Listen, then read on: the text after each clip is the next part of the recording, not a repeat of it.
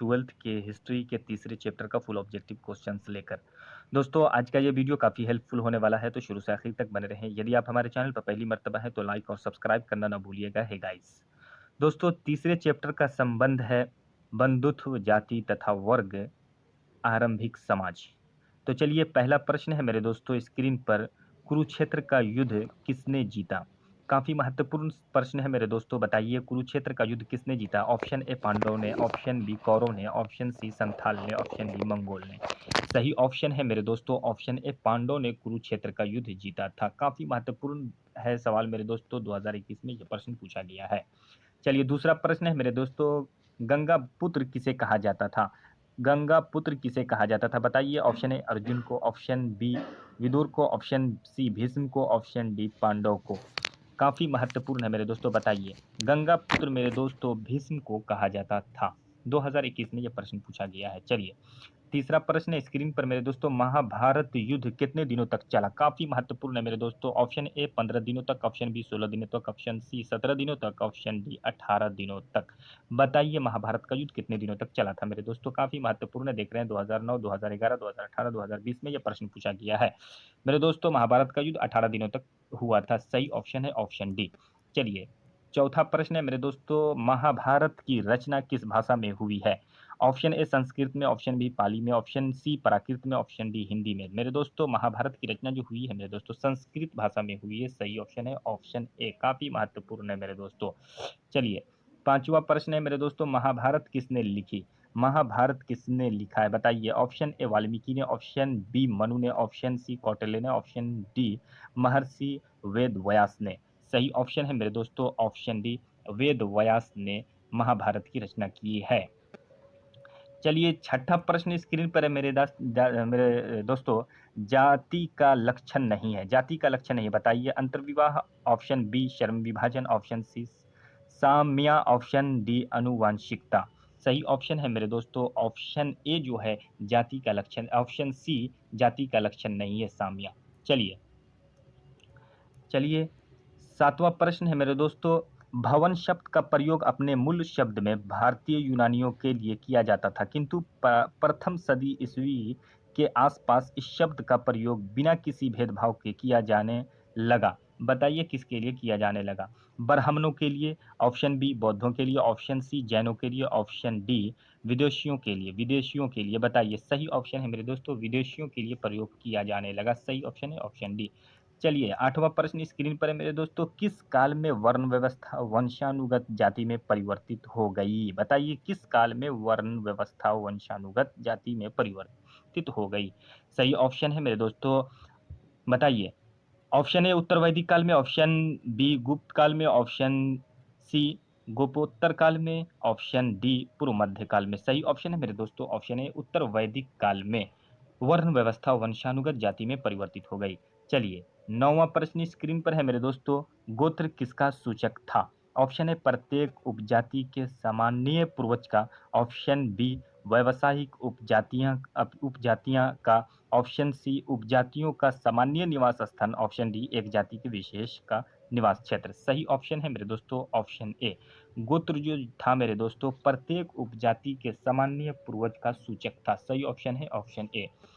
चलिए 10वां प्रश्न स्क्रीन पर है मेरे दोस्तों, निम्न में से दक्कन में रहने वाले किस कबीलाई जातियों का वर्णन प्रारंभिक संस्कृति साहित्य विशेषकर महाकाव्यों एवं पुराणों में हुआ है?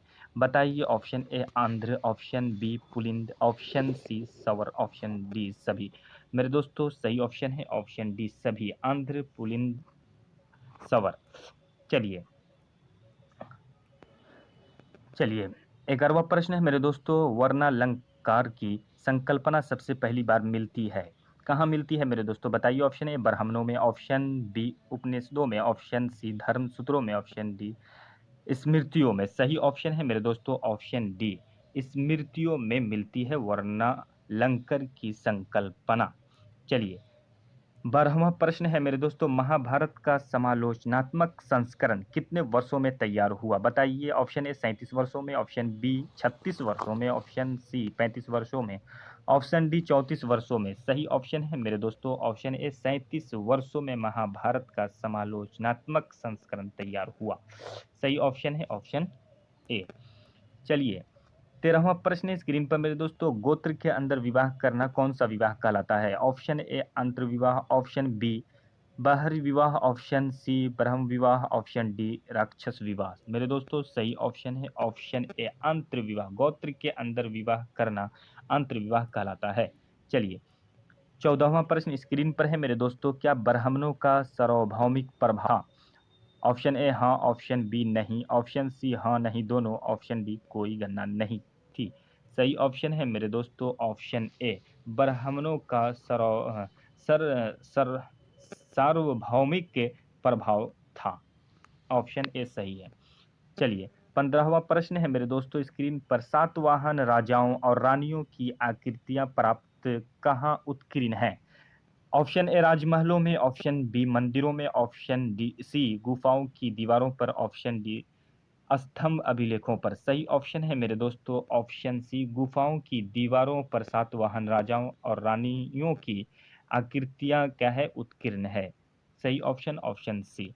चलिए, 16वां प्रश्न है मेरे दोस्तों, द्रोण अद्वितीय तीरंदाज तीरंदाज किसको बनाना चाहते थे? द्रोण अद्वितीय तीरंदाज किसे बनाना चाहते थे? बताइए। ऑप्शन ए अर्जुन को, ऑप्शन बी एकलव्य को, ऑप्शन सी नकुल को, ऑप्शन डी सहदेव को। सही ऑप्शन है मेरे दोस्तों ऑप्शन ए अर्जुन को तीरंदाज बनाना चाहते थे।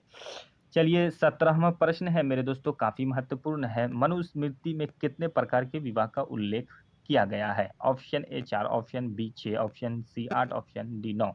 सही ऑप्शन है मेरे दोस्तों ऑप्शन सी 8 तरह के विवाहों का उल्लेख है मनुस्मृति में। चलिए, 18वां प्रश्न है मेरे दोस्तों, महाभारत में गंगापुत्र के नाम से किसे जाना जाता है? Option A Shantanu, option A Shantanu, option B Bhishma, option C Duryodhana, option D Shakuni. बताइए, महाभारत में गंगा पुत्र के नाम से किसे जाना जाता है? सही ऑप्शन है मेरे दोस्तों option A option B Bhishma को जाना जाता है गंगा पुत्र के नाम से महाभारत में। चलिए, 19वां प्रश्न है मेरे दोस्तों, महाभारत के आदि पर्व किस अध्याय में भीष्म द्वारा 8 प्रकार के विवाहों का वर्णन किया गया है? ऑप्शन ए प्रथम, ऑप्शन बी 52वें, ऑप्शन सी 102वें, ऑप्शन डी 100वें। सही ऑप्शन है ऑप्शन सी 102वें। चलिए, अगला प्रश्न स्क्रीन पर है मेरे दोस्तों, 20वां प्रश्न है, अम्बा अम्बालिका किसकी पलियां थीं? बताइए। ऑप्शन ए चित्ररांगद की, ऑप्शन बी विचित्रवीरी की, ऑप्शन सी पांडव की, ऑप्शन डी दुर्योधन की। सही ऑप्शन है मेरे दोस्तों ऑप्शन ए पांडव की। अम्बा अम्बालिका किसकी पलियां थी? पांडव की। चलिए मेरे दोस्तों, 21वां और लास्ट प्रश्न है मेरे दोस्तों, महर्षि व्यास द्वारा उत्पन्न संतान थी, बताइए कौन थी? Option A Pandava, option B Dhritarashtra, option C Vidura, option D ये सभी। मेरे दोस्तों सही ऑप्शन है ऑप्शन डी, ये सभी जो थी महर्षि व्यास द्वारा उत्पन्न संतान थी। तो दोस्तों, इस तरह की वीडियो को देखने के लिए आप हमारे चैनल पर मुसलसल बने रहें। यदि अभी तक आपने हमारे चैनल को सब्सक्राइब और लाइक नहीं किया है तो सब्सक्राइब और लाइक करना ना भूलिएगा है गाइस।